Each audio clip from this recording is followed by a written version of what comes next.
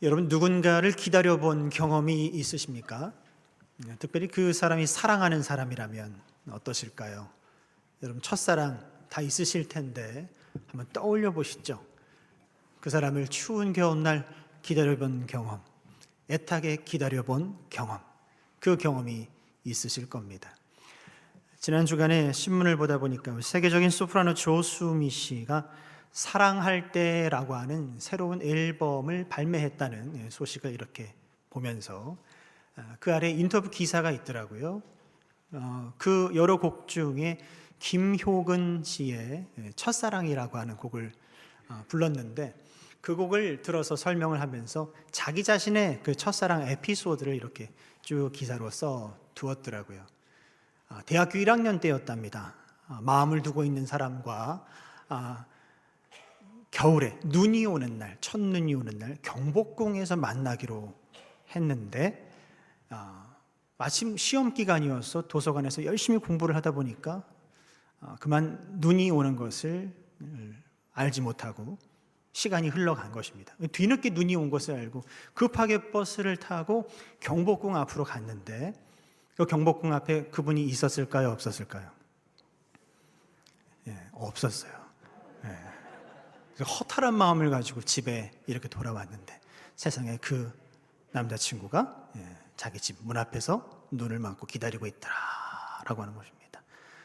감동이 있고 그랬습니다. 그 곡입니다. 김효근의 첫사랑이라고 하는 곡인데요, 가사가 이렇게 되죠. 그대를 처음 본 순간이요, 설레는 내 마음에 빛을 담았네. 말 못해 애타는 시간이요, 나 홀로 저민다. 그대를 처음 본 순간이요, 설레는 내 마음에 빛을 담았네. 말 못해 애타는 시간이요, 나 홀로 저민다. 더 할 수도 있지만 이 가사의 내용이 그래요. 그대를 처음 본 순간 그 설레는 내 마음에 빛을 담았고, 이 마음을 고백하지 못해서 애태우고 있는 그 첫사랑에 빠져있는 그 연인들의 그 느낌을 전해받을 수가 있습니다. 여러분, 오늘 말씀의 제목이 무엇입니까? 오늘 말씀의 제목은 어떤 마음으로 주님을 기다리십니까? 라고 하는 제목입니다. 어떤 마음으로 주님을 기다리십니까? 그 사랑하는 주님, 그토록 만나고 싶은 그 주님, 내 삶에 오기를 간절히 소망하는 그 주님을 우리는 이 대림절 세 번째 주일을 보내면서 과연 어떤 마음으로 기다리고 있는가, 정말 기다리고는 있는 것일까 라고 하는 것을 여러분 자신에게 질문해보고 돌아볼 수 있었으면 좋겠습니다. 여러분, 대림절이라고 하는 것이 어떤 의미를 갖습니까? 하나님의 아들이시고 하나님의 말씀 그 자체이신 그 주님의 탄생을 기억하고 기념하며 오늘 내 삶에도 여전히 함께 하실, 찾아오시는 그 주님을 우리가 소망하는 것 아니겠습니까? 그런데 우리가 그 주님을 어떤 마음으로 우리가 맞이해야겠으며 어떤 마음으로 우리가 기다리고 또 기다려야 될까라고 하는 그 질문을 오늘 말씀의 서두에 여러분에게 함께 드립니다. 오늘 말씀은요, 오늘 말씀의 내용은 다윗이 그토록 기다리고 기다리던 언약궤를 다윗 성으로 모셔오는 장면이에요. 저는 예수 그리스도의 이 세상에 오심, 그 아기 예수로 오신 그 주님, 그 성탄을 맞이하는 그 기쁜 마음과 간절히 기다리고 기다리던 그 언약궤를 마침 드디어 그 다윗 성 안으로 이렇게 맞아들이는 다윗의 마음이 저는 다르지 않다라고 생각을 합니다. 간절히 기다리던 그 주님의 은혜를 사모하는 마음으로, 그 마음으로 오늘 이 말씀을 함께 맞이했으면 좋겠습니다. 이번 대림절 바라기는 우리 주님께서 여러분의 삶에 찾아와 주시고 만나 주시는 은혜가 있기를 간절히 바라는데, 여러분의 삶의 절망이 소망으로 바뀌고 슬픔이 기쁨으로 바뀌고 상처가 치유와 회복으로 바뀌어지는 놀라운 은혜를 체험하는 그런 대림절, 그런 성탄절이 되실 수 있기를 주님의 이름으로 축복합니다. 그렇다면 우리가 어떤 마음으로 주님을 기다려야 그런 은혜를 우리가 맞이할 수 있을까? 우리가 어떤 마음으로 주님을 기다려야 우리가 그런 주님을 맞이하며 그런 대림절을 보낼 수 있을까라고 하는 질문을 드리면서 첫 번째, 우리는 자기중심적인 마음을 내려놓아야 합니다 라고 하는 것입니다. 저를 따라해 보실까요? 자기중심적인 마음을 내려놓아야 합니다. 사무엘상 4장으로 가서 보시면요, 사무엘상 4장에 정말 엄청난 전쟁이 벌어졌습니다. 장소는 에벤에셀이라고 하는 곳이었는데요, 그곳에서 이스라엘 백성들과 블레셋 사람들이 대격돌을 했습니다. 여기서 이스라엘 백성들이 4,000명이 그 자리에서 죽임을 당했습니다. 전세가 확 기울어져서 이스라엘 백성들이 지금 쫓기고 있습니다. 지금 거의 완패를 하기 직전에 실로에 있는 언약궤를 기억했습니다. 그래서 엘리 제사장 때였는데 이스라엘 장로들이 모여가지고 급히 그 실로에 있는 언약궤를 가지고 오자. 그 언약궤만 우리와 함께하고 있다, 함께한다면 이 전쟁은 우리가 승리할 수 있다라고 생각을 하고 언약궤를 급히 가지고 왔습니다. 그 결과가 어떻게 되었습니까? 언약궤가 있었지만 전쟁에서는 패하게 되었고 그 언약궤마저 빼앗기게 되었다라고 하는 사실입니다. 그리고 난 이후에 시간이 흘러 50년, 60년, 70년, 80년, 90년, 100년이 조금 넘어서 오늘 사무엘하 6장의 말씀에서 다윗 성으로 드디어 그 언약궤가 돌아오게 되었다라고 하는 사실입니다. 근데 여기서 우리가 주목해 볼 것은 무엇인가 하면 바로 사울이에요. 사울이라고 하는 사람을 우리가 생각해 볼 때 여러분 순간 한번 생각해 보십시오. 사울이 언약궤를 찾았다는 여러분 그런 말씀의 내용 기억하십니까? 보신 적 있습니까? 없으실 겁니다.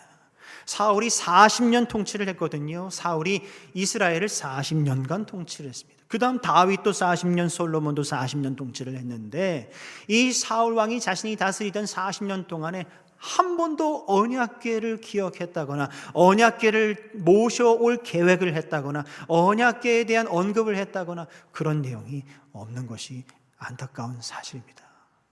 이것이 무엇을 우리에게 가르쳐주고 의미하는 것일까요? 사울 왕은 언약궤 없이도 잘 살았다라고 하는 것이죠. 하나님의 입장이 아니라 자기 입장에서 언약궤 없이도 잘 살았다는 것입니다. 다시 말해서 언약궤 없이 통치하고 언약궤 없이 자기 생각, 자기 계획, 자기 경험, 자기 주장으로 이스라엘을 통치하고 다스렸다라고 하는 것을 우리는 알 수가 있는 것입니다. 하나님께 물을 필요가 없었던 거예요. 하나님께 묻지도 않았던 것입니다. 자기 뜻대로 그냥 다 결정하고 그렇게 행동하고 그렇게 했던 것입니다. 언약궤에 대해서 무관심했습니다. 사울은 이기적인 사람이었습니다. 자기중심적인 사람이었습니다. 자기 자신에게 지금 몰입하고 있습니다. 집중하고 있습니다. 함몰되어 있습니다. 자기 문제 안에 갇혀있는 사람이 바로 사울 왕이었다는 것입니다. 그가 40년 동안 통치했다고 말씀드렸죠. 40년 동안 통치할 그 기간 동안에도 다른 데 신경 쓰지 않고 누구요? 자기의 적이라고 생각했던 다윗, 그 한 사람만 추격하고 쫓기에 바빴던 그 일에 허송세월을 했던 사람이 바로 사울 왕이었다라고 하는 사실입니다. 여러분, 우리 가운데는 그런 분은 혹시 안 계십니까? 바로 이 사울과 같은 분은 안 계십니까? 우리는 지금 대림절 세 번째 주일을 보내면서 오실 메시아, 오실 예수 그리스도를 갈망하고 소망하고 있는 그런 기간을 보내고 있습니다. 그런데 여전히 예수 그리스도의 오심에 대해서는 무관심하든지 예수 그리스도께서 오시든지 말든지 그것은 하나의 성탄절 행사에 불과할 뿐이다 라고 그렇게 생각하는 분은 안 계십니까? 그리고 여전히 내 계획대로 내 생각대로 바쁘게 내 일상을 지금 살아가고 있는 분은 혹시 안 계십니까? 마치 누구처럼요? 사울처럼요. 내 문제가 지금 너무나 중요하고 지금 내 인생이 너무나 지금 중요하고 지금 내 앞에 놓여있는 과제들, 해결해야 될 이 문제들, 이것이 너무나 크기 때문에 그 문제 안에 지금 갇혀 계신 분은 혹시 안 계십니까? 그러다 보니 주변을 돌아볼 수가 없고 정작 바라봐야 할 주님을 바라보지 못하고 그렇게 바쁜 일상을 지금 살아가고 있지는 않으십니까? 유대인 전승에 나오는 이야기입니다. 그들이 구전으로 전해내려온 이야기 중에 이런 이야기가 있습니다. 어느 한 사람, 믿음 좋은 사람이 있었답니다. 겉으로 보기에는요. 겉으로 볼 때는 정말 멀쩡하고 누가 봐도 정말 완벽한 그런 아름다운 성도였습니다. 그가 성전에 와서 하루에 3번씩 기도를 하고 하나님을 찾는데 그가 정말 얼마나 형식적으로 그 율법을 다 지켜가면서 잘 믿는지 모르겠습니다. 그런 그가 스스로 생각하기를 세상에 나보다 하나님을 더 사랑하는 사람이 있을까? 나보다 하나님을 더 잘 믿는 사람이 있을까라고 스스로 그렇게 생각을 했다는 것이죠. 이 마음을 누가 보셨어요? 하나님이 보시고 그 성전에서 그에게 이런 미션을 주십니다. 사랑하는 누구야? 너 얼른 저기 아랫동네 내려가서 내가 누구를 좀 소개할 텐데 그를 좀 만나보고 와라. 그는 농부다라고 이야기를 해 주셨어요. 말씀을 따라 급히 내려가 보니까 아랫동네에서 진짜 어떤 한 농부를 만났습니다.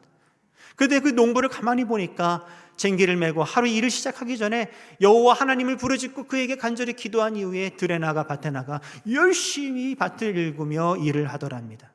땀을 흘리고 하루 종일 수고를 하고 돌아와서는 밤에 잠자리 들기 전에 그때 다시 한번 여호와 하나님을 간절히 부르며 함께 또 기도를 하더랍니다.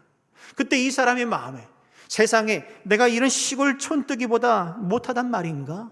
내가 이 사람보다 내가 더 하나님 앞에 진실하지 못하단 말인가? 세상에 말도 안 되지 라고 하는 생각을 할 그 즈음에 그 마음 역시도 하나님께서 아시고 그에게 2번째 미션을 주시는데 너 얼른 가서 큰 사발에다가 우유를 가득 담아라.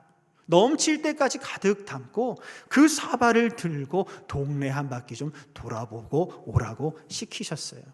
그가 하나님 말씀에 순종해서 큰 사발에 우유를 가득 찰랑찰랑 담아가지고서는 조심조심 동네를 한 바퀴 이렇게 돌고 돌아왔답니다.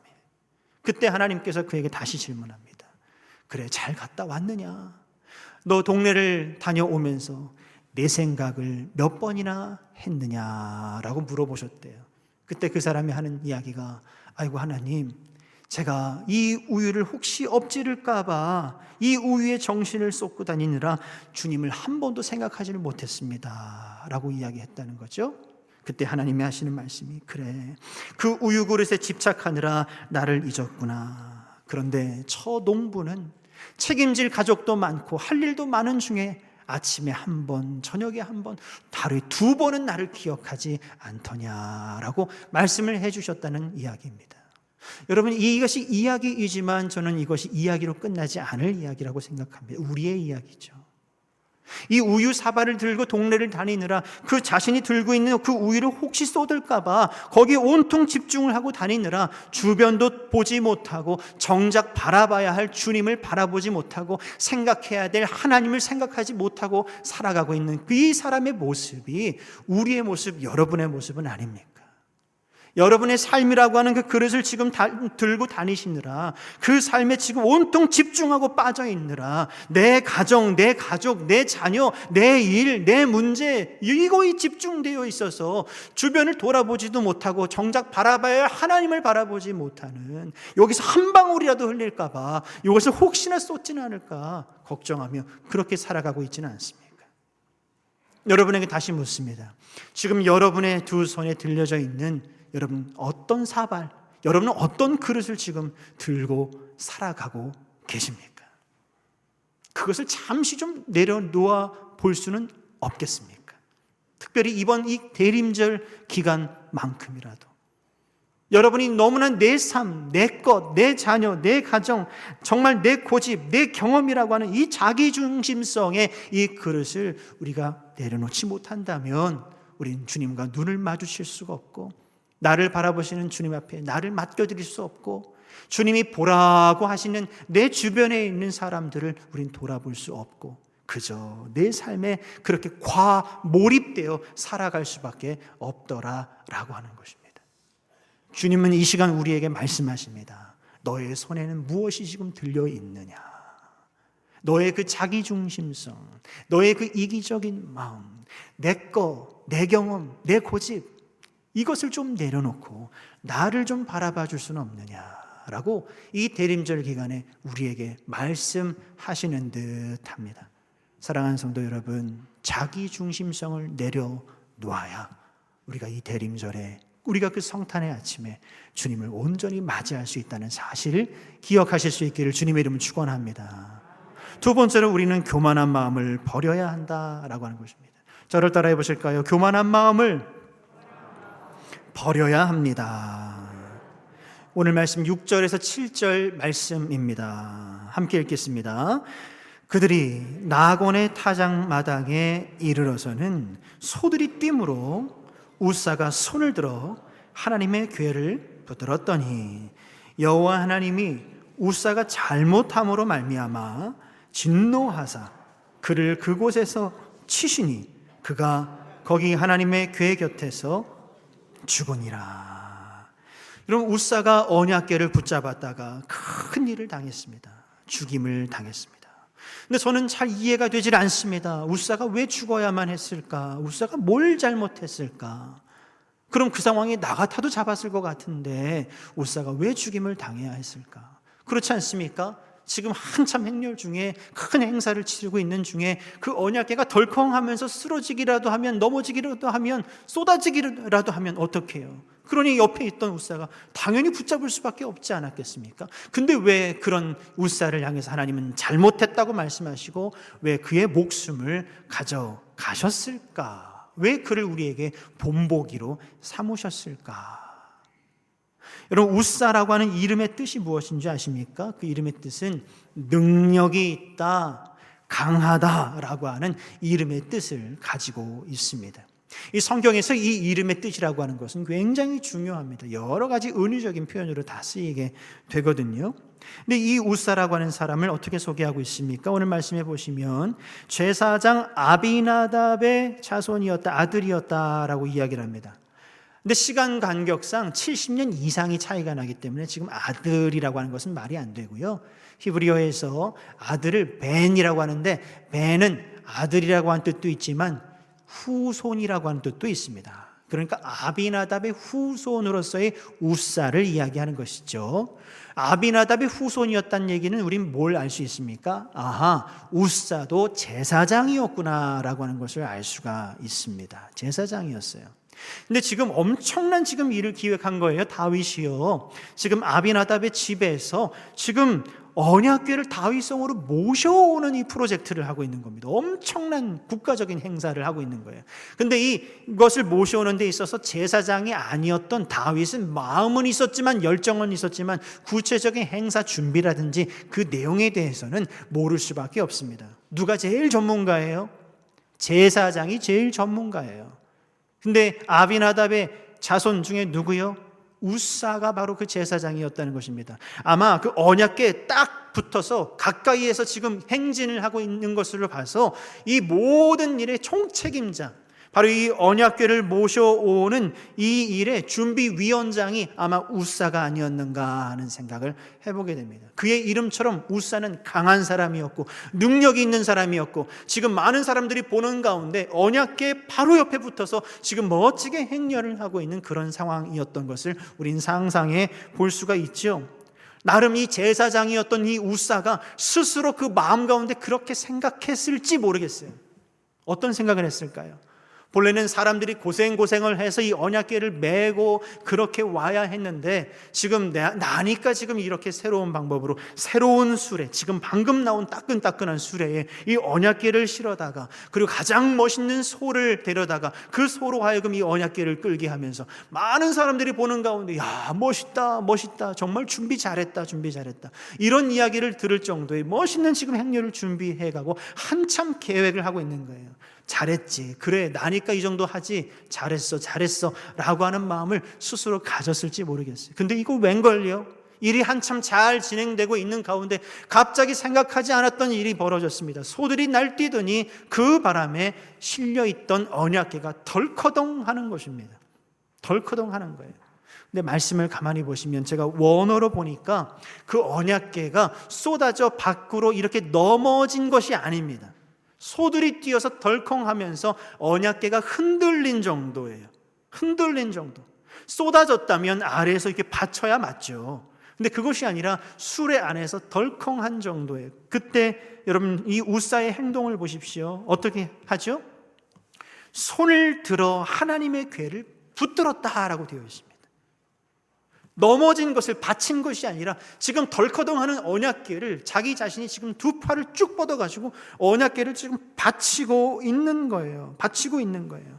여러분, 이것이 무엇을 우리에게 가르쳐주고 있습니까? 웃사의 그 마음의 표현을 지금 우리에게 보여주고 있는 것입니다. 웃사는 스스로 강하다고 생각했습니다. 웃사는 스스로 능력이 있다고 생각했습니다.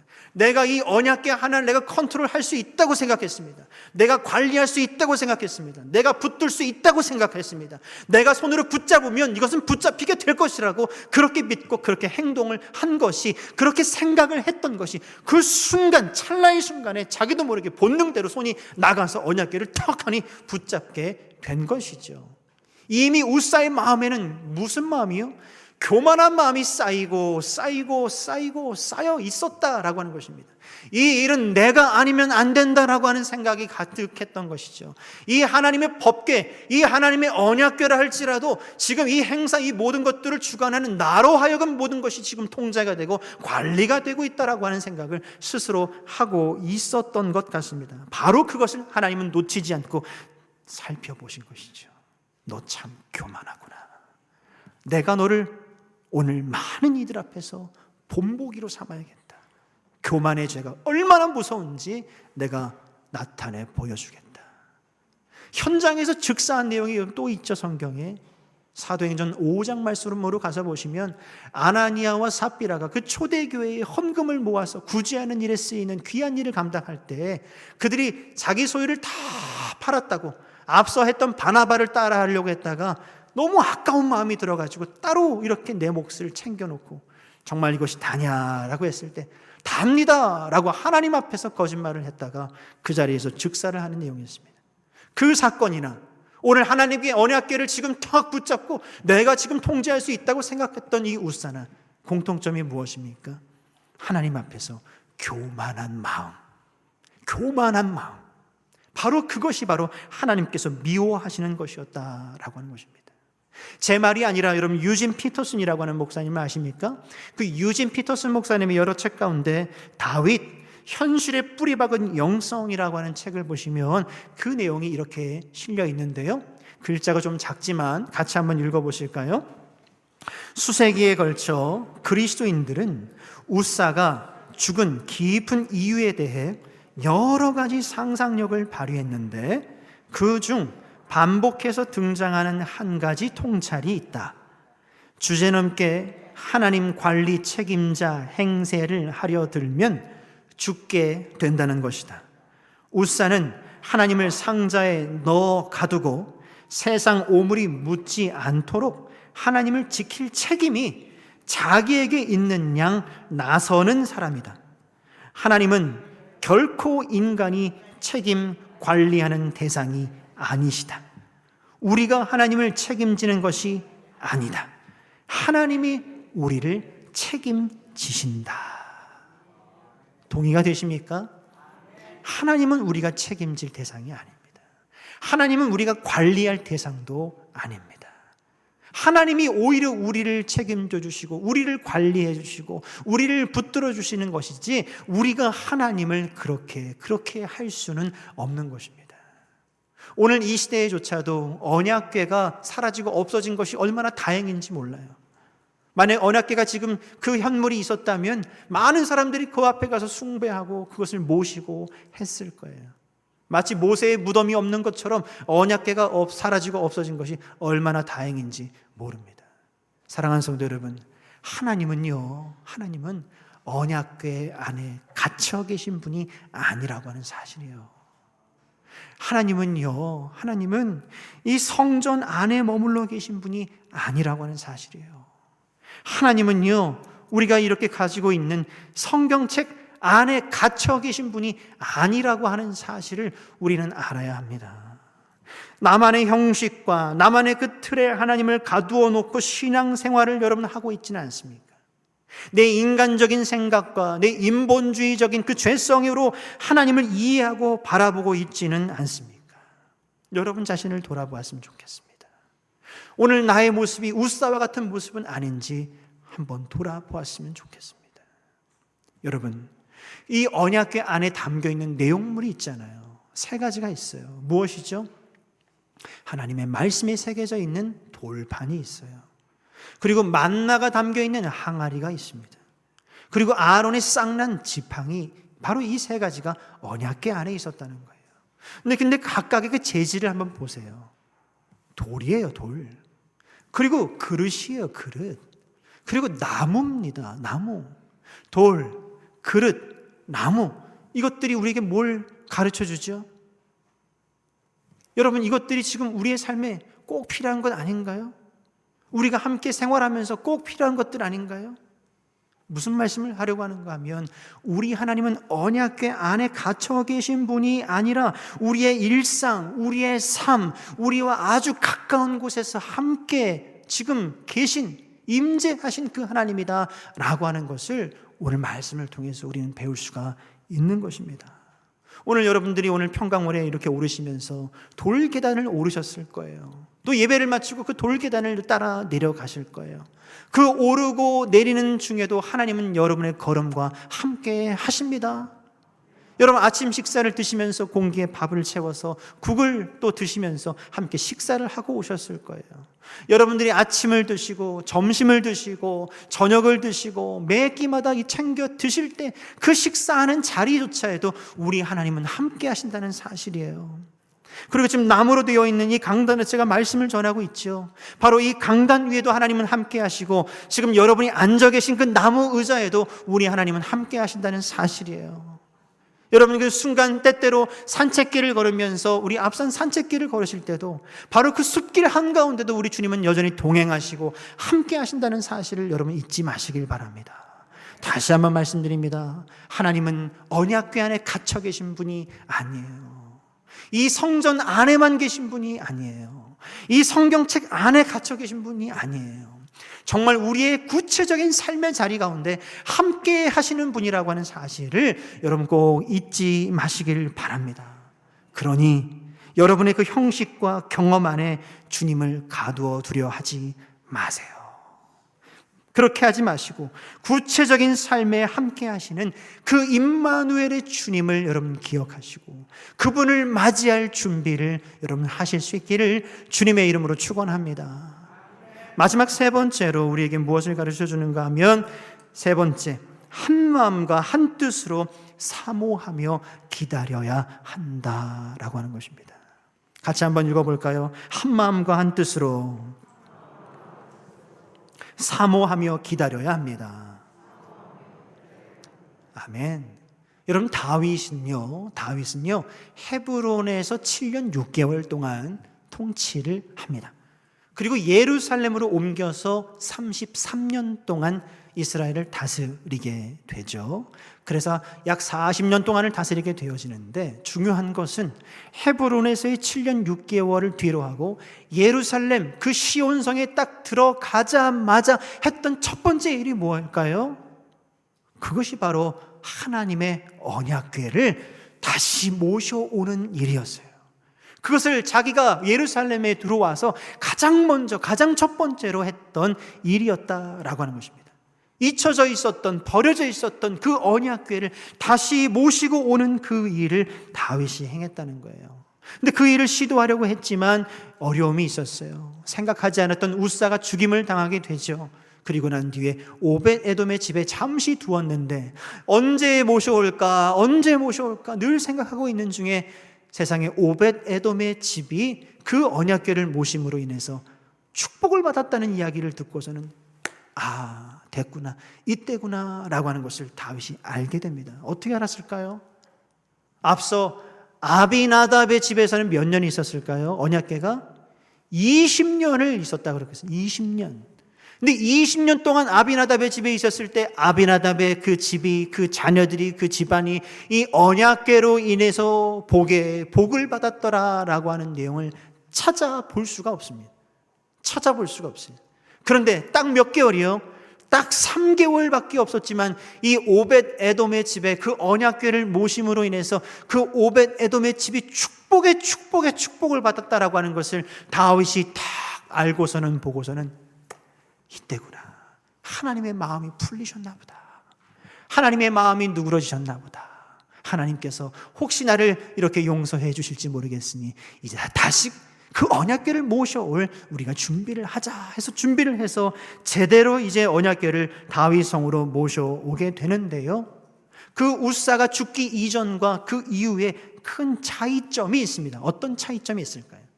오늘 말씀 1절과 15절 말씀을 같이 드립니다. 같이 한번 보시죠. 함께 읽겠습니다. 다윗이 이스라엘에서 뽑은 무리 3만 명을 다시 모으고, 이어서 15절입니다. 다윗과 온 이스라엘 족속이 즐거이 환호하며 나팔을 불고 여호와의 궤를 메어 오니라 라고 되어 있죠. 여러분, 차이점을 찾으셨습니까? 어떤 차이점이 있습니까? 앞서 언약궤를 모시려고 처음 시도했을 때는 많은 사람들 가운데 특별히 3만 명이라고 하는 사람들을 선택해서 뽑아서 그 사람들을 통해서 이 일을 하려고 했습니다. 그런데 우사의 죽음 이후, 오벳 에돔이 그 축복을 받은 그 이후에 다윗의 생각이 달라진 것 같아요. 어떻게 했습니까?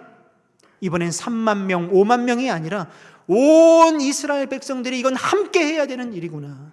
온 이스라엘 백성들이 한 마음과 한 뜻이 되어 이 일을 진행해야 하는 것이구나. 온 이스라엘 족속들이 함께 기도하고 함께 준비해야만 가능한 일이구나 라고 하는 것을 다윗이 깨달았던 것이죠. 여러분, 다윗은요, 통일 왕국을 이루자마자 바로 이 언약궤를 모셔오려고 했는데 자기 자신을 위해서 모셔오려고 했던 것이 아니에요. 오벳 에돔이 복을 받았으니까 내가 이 언약궤를 모셔오면 내 삶에 내 자손들 대대로 복 받겠지. 아닙니다. 그런 차원에서 언약궤를 모셔온 것이 아니에요. 말씀드렸잖아요. 통일 왕국의 왕이 되자마자, 예루살렘에 입성하자마자 이 언약궤를 모셔오려고 했다라고 하는 것이 우리에게 뭘 가르쳐 줍니까? 다윗은 지금 어떤 마음인 거예요? 지금 4분 5열 있는, 흩어져 있는 지금 12지파 사람들을 지금 한데 모으고 싶은 거예요. 그들의 마음을 하나로 묶고 싶은 거예요. 그래서 한 마음과 한 뜻으로 아름다운 나라를 세워가고 싶은 거예요. 하나님의 말씀을 이루고 싶은 거예요. 하나님의 뜻을 이루고 싶은 거예요. 그렇기 때문에 언약궤를 모셔와야만 했던 거예요. 바로 그 일을 지금 감당하고 있는 겁니다. 오늘 이 말씀이 대림절 세 번째 주일을 보내고 있는 우리에게 무슨 의미가 있을까요? 여러분, 우리에게 오실 길이요 진리요 생명이신 예수 그리스도를 우리가 맞이할 준비를 하는 이 대림절을 보낼 때 우리가 어떤 마음으로 우리가 주님을 기다려야 할까요? 한 마음과 한 뜻이 되기를 힘써야 한다라고 하는 것입니다. 마치 다윗이 그 언약궤를 다윗성으로 모셔오려고 했던 그 목적과 같이 온 이스라엘 지파, 온 12지파 사람들이 한데 모여서 함께 이 일을 기도하며 준비했던 것처럼 우리도 주님이 오심을 기대하고 갈망하면서 함께 더불어 마음을 모으고 더 힘쓰고 하나 되기를 우리는 더욱더 우리는 힘쓰고 힘써야 한다는 사실입니다.